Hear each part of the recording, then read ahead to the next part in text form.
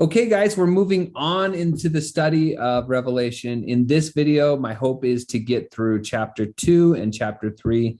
I know we've already gone through the chapters looking at each letter to each individual church individually, but I'm hoping in this video to kind of combine all the like themes so that we can get a sense of what is going on in the church at that time, both internally, externally, and be able to see what the promises are in those covenants so that we can find significance for us. What happens when we are victorious.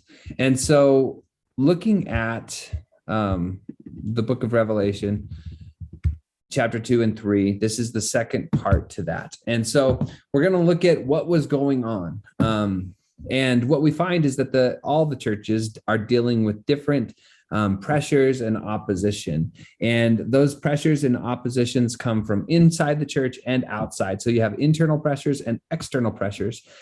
For instance, we'll find in chapter 2, verse 2, with the letter to the church of Ephesians, that they are dealing with false apostles and Nicolaitans. And if you just look at that, what you find is that, like, for instance, chapter 2, verse 2, I know your deeds, your hard work, your perseverance. I know that you cannot tolerate wicked people, that you have tested those who claim to be apostles but are not, and have found them false. So there are false apostles trying to teach inside those churches. An apostle is literally one who is sent. So for instance, Jesus is called the apostle of God.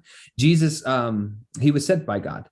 Then Jesus himself will choose 12 apostles, actually 13. He chooses his 12. Judas betrays him. And then we see him picking Paul later and saying, I'm going to make him an apostle to the Gentiles. So Jesus has, his own apostles, which he sent into the world, similar to how we're sent. Then the churches would have apostles. So in Acts chapter 14, you'll find Barnabas being called an apostle. He's not an apostle of Jesus. He is an apostle of the church of Antioch.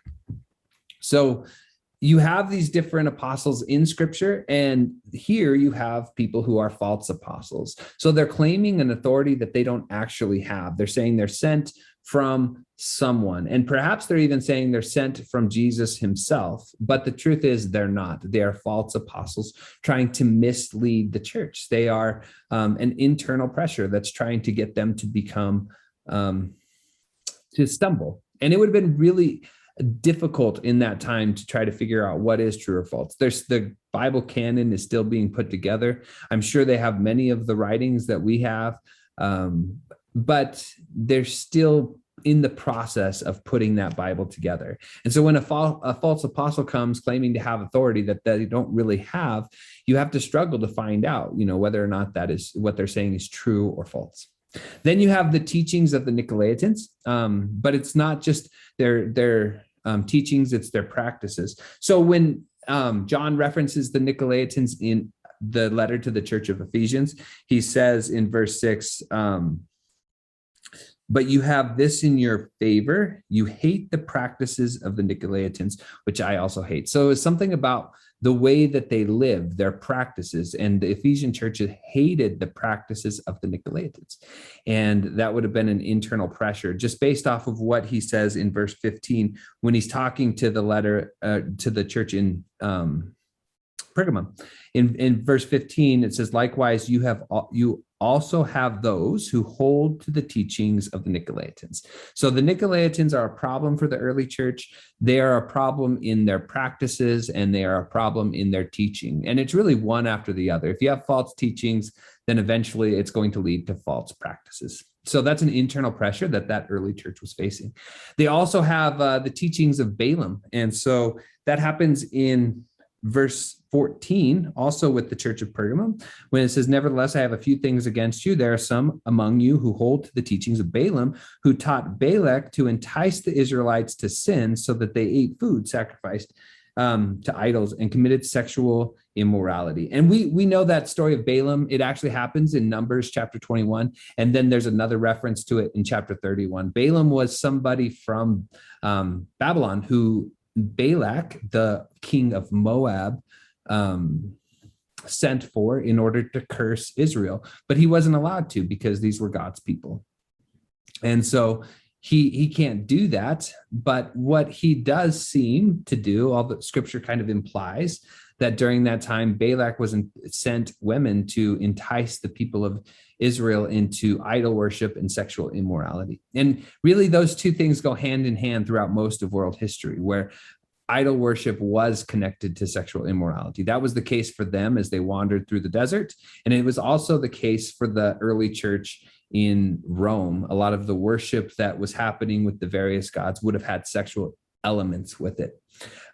So they are being enticed, just like Balaam enticed Balak to send in women. They were being enticed, the early church, to engage with culture, engage in the practices of culture, which would have been very similar with idol worship and sexual immorality.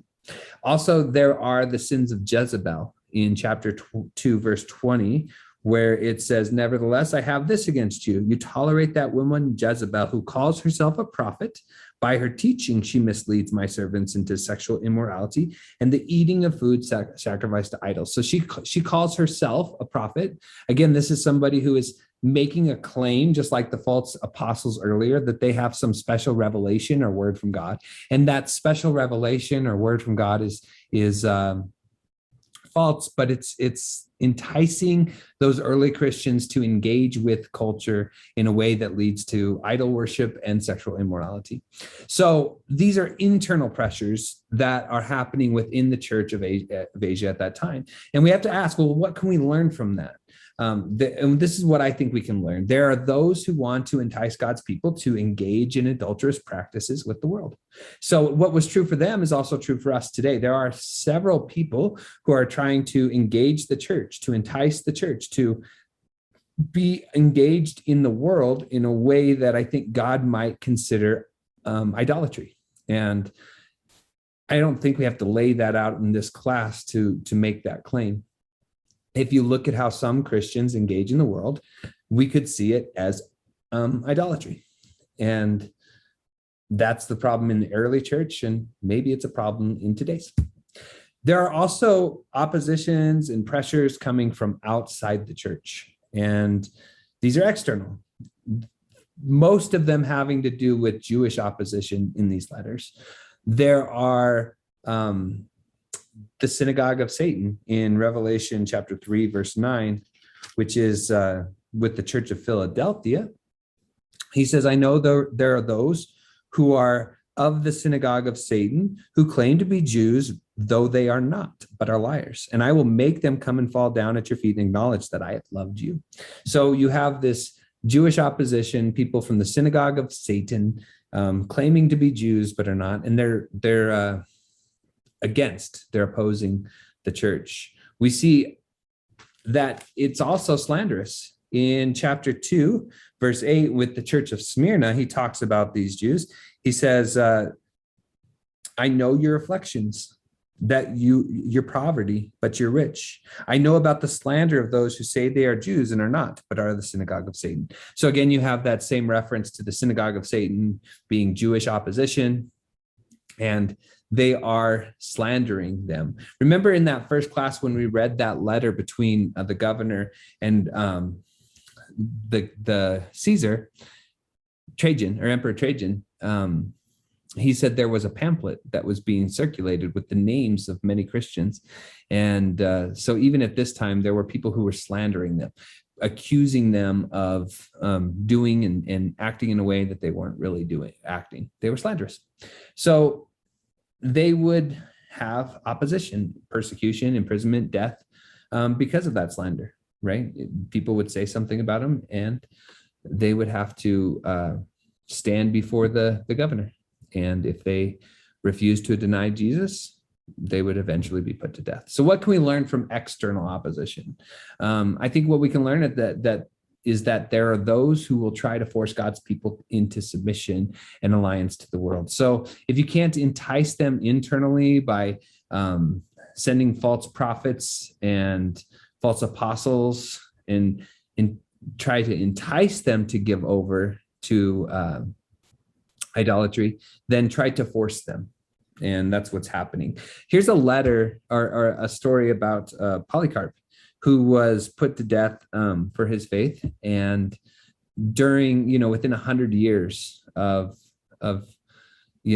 this time. And here's how the story goes with him. It says Polycarp was met by Herod, the chief of police, and his father, Nicetas, who, after transferring him into the carriage, sat beside him and tried persuasion. What harm is there in saying Lord Caesar or sacrificing? You will be safe then. So there's this like enticing, just do it. You'll be safe. At first he made no answer, but when they persisted, he replied, I have no intention of taking your advice. Persuasion having failed, they turned to threats and put him down so hurriedly that in leaving the carriage, he scraped his shin. But without even looking round, as if nothing had happened, he set off happily and at a swinging pace for the stadium. So he was being encouraged to deny Jesus and to hail Caesar as Lord. And what they were saying is, if you do this, you'll be safe. And Polycarp refuses. He has both internal and external opposition, trying to entice him to give in to pressure, and he refuses. So as we think of that, we can think of Polycarp as somebody who was victorious or someone who overcame. And what you find in these letters is that there's encouragement to continue or encouragement to repent. This had to do with like the stipulation portion of each of the letters. If you do this, then this is what will happen. And so there are those who overcome. And what happens when we are overcomers? Who is it that we're overcoming? So Christians, they will be victorious over the accuser. And this is seen in chapter 12, verse 10. And so there's these promises in each letter that you will overcome. In verse 10 of chapter 12 of Revelation, it says this, Then I heard a loud voice in heaven say, Now have come the salvation and the power and the kingdom of our God and the authority of Messiah. For the accuser of our brothers and sisters who accuses them before our God day and night has been hurled down. So you'll overcome and be victorious over the accuser. And remember, there are those who are slandering that early church. They do have to stand in front of a governor and confess Christ. The promise is that you will overcome even the accusers. Also in chapter 17 of Revelation, you'll overcome worldly authorities, which would have been spoken a lot to that early church as they considered the authorities that was oppressing them. So in chapter 17, verse 12, it says this, Then the 10 horns you saw were 10 kings who have not yet received the kingdom, but who for 1 hour will receive authority as kings along with the beast. They have one purpose and will give their power and authority to the beast. They will wage war against the Lamb, but the Lamb will triumph over them because he is the Lord of lords and King of kings, and with him will be his called, chosen, and faithful followers. And so those worldly authorities that have oppressed the early church, they will be victorious and overcome even them. So that's who we overcome, who Christians overcome. How do we overcome? Well, there's some wonderful ideas in the letters to how we overcome. Revelation chapter 2, verse 26 is one that I think Christians today really need to remember. It says this, to the one who is victorious and does my will to the end, I will give authority to the nation. So how do we overcome? How do we be victorious? By doing his will until the end. And so be an overcomer, continue to be faithful, do his will until the end. And then again, in Revelation chapter 12, there's more insight in how we become overcomers. And that's chapter 12, verse 11. And here's what it says. They triumphed over him by the blood of the Lamb And by the word of their testimony, they did not love their lives so much as to shrink from death. And so they, in this verse, it says they overcame because of the blood of the Lamb, the word of their testimony, and they remained faithful, even though some of them had feared death or even may have went through death. They didn't love their life so much that they would forsake Jesus. So I think that's really interesting. Like the blood of the Lamb, the word of our testimony, through sharing our faith, we are promoting the victory of Christ. And by remaining faithful, even if that means severe consequence. So what is the result of overcoming? And we're going to see this more as we move on. But in Revelation chapter 3, verse 21, it says, to the one who is victorious, I will give the right to sit with me on the throne, just as I was victorious and sat with my Father on his throne. And I really love this idea because we get to sit with Jesus on his throne. The fullness of his kingdom is what we get to experience because we have been victorious. So we'll be victorious over the accusers. We will be victorious over worldly authorities. We do that by not forsaking his word, by being faithful, and by the blood of the Lamb, the word of the testimony, and not loving our life so much that we're afraid to give it up.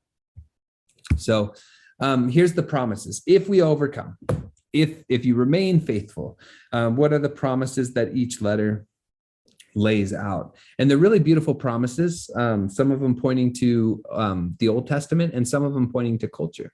So for instance, one of the promises to the person who overcomes is that we get to eat from the tree of life. Here's what it says. Revelation chapter 2, verse 7, whoever has ears, let him hear what the Spirit says to the churches. To the one who is victorious, I will give the right to eat from the tree of life, which is in the paradise of God. We run into this tree of life first in Genesis chapter 2, where Adam and Eve are in the garden and the tree of life is there with them. But whenever they're cut off because of sin, they're cut off also from that tree of life. And how appropriate it is that towards the end of Revelation, we're brought back with that tree of life. We get to eat from the tree of life.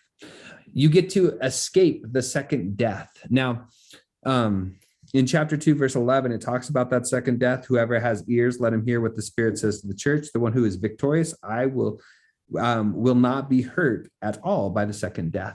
We run back into the second death in Revelation chapter 20, verse 11, and it's this lake of fire, and death and Hades is thrown into it, along with any of those whose name is not written in the book of life.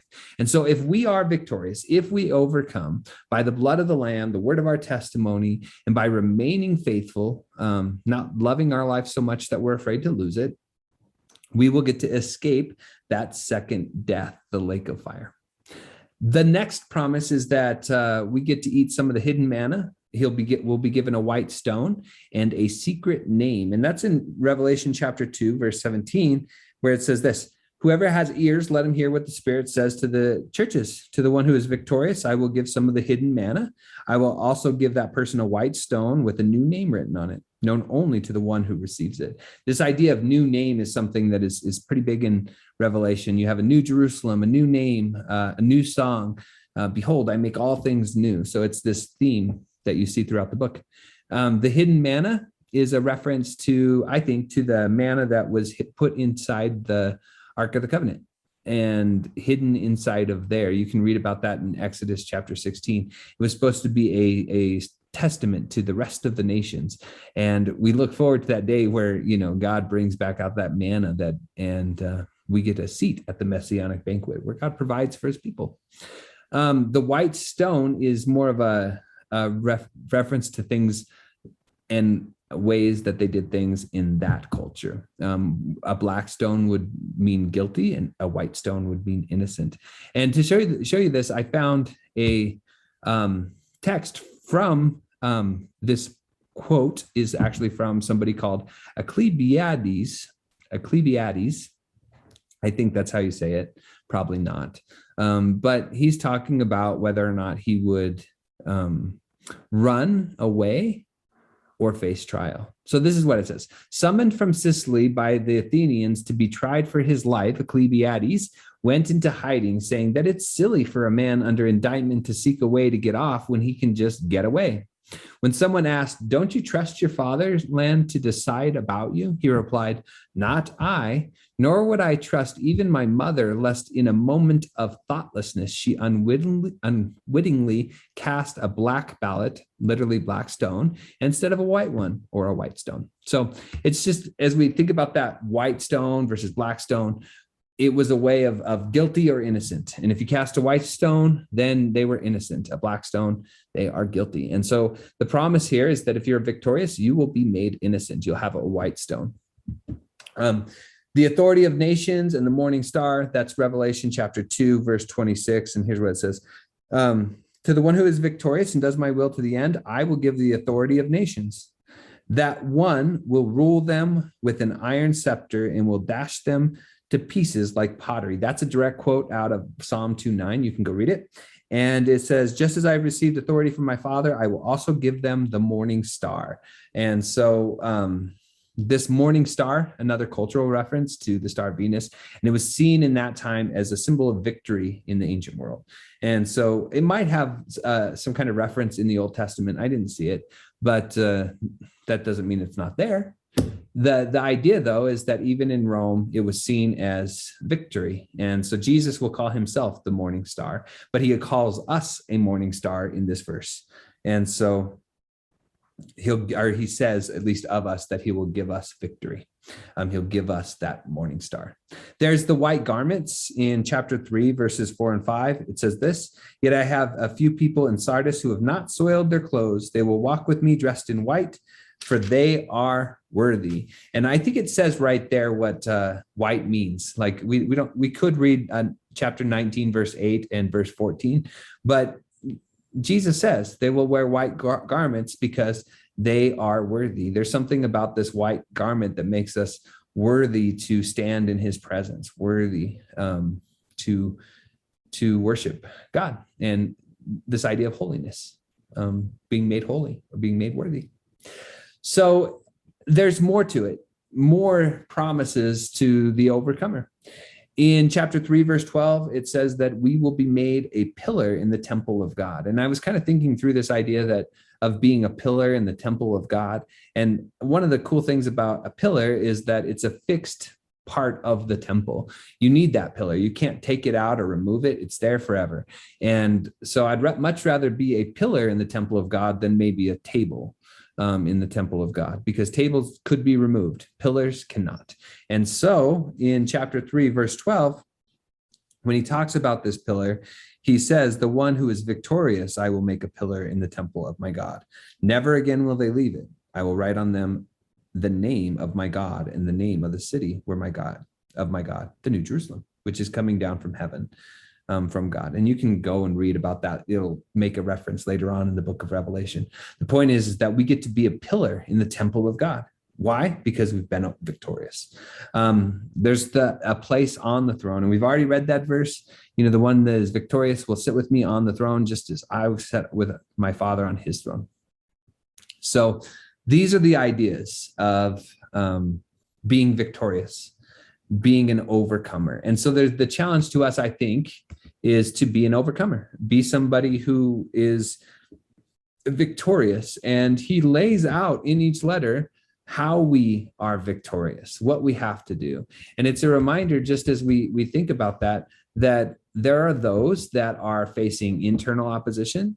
They are going through false teachers, and there are the Nicolaitans. Then there are external opposition, the synagogue of Satan, who's trying to slander them.